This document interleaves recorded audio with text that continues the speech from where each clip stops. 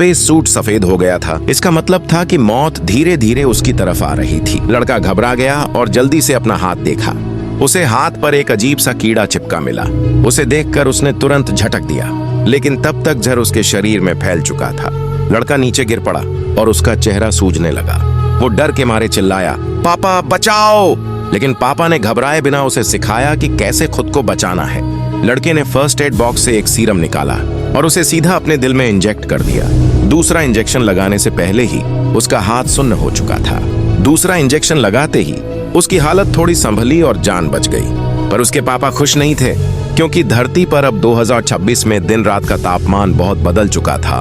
यहाँ तक कि पौधों में भी खुद को बचाने की ताकत आ गई थी। अगर लड़का रात होने से पहले बचाव टीम तक नहीं पहुंचा तो उनका बचना नामुमकिन था। इसलिए पापा ने उसे 100 किलोमीटर दूर सुरक्षित जगह की तरफ भेजा।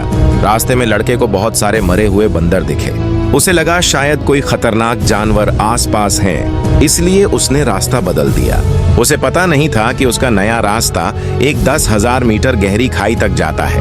पापा ने कहा, वापस लौट आ बेटा। पर लड़के ने मना कर दिया, क्योंकि वो अपने पापा को बचाना चाहता था। वो हर हाल में खुद को साबित करना चाहता था। फिर लड़का बिना डरे खाई में कूद गया।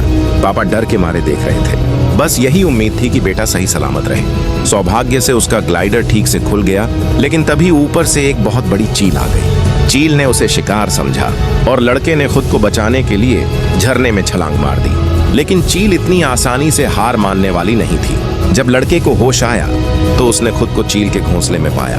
वो वहां से भागने ही वाला था कि उसने देखा कुछ बाघ घोंसले की तरफ आ रहे हैं। बच्चे चील के घोंसले में थे, इसलिए लड़के ने वहां रुककर उनकी रक्षा करने का फैसला किया।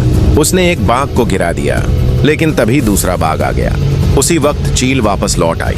अब लड़का फिर से बचाव की तलाश में निकल पड़ा, लेकिन मौसम अचानक बहुत ठंडा हो गया। उसका सूट फिर से सफेद हो गया। थोड़ी देर बाद वो बेहोश होकर गिर पड़ा, और जब वो ठंड से जमने ही वाला था, तभी कोई उसे खींचकर कहीं ले जा रहा था।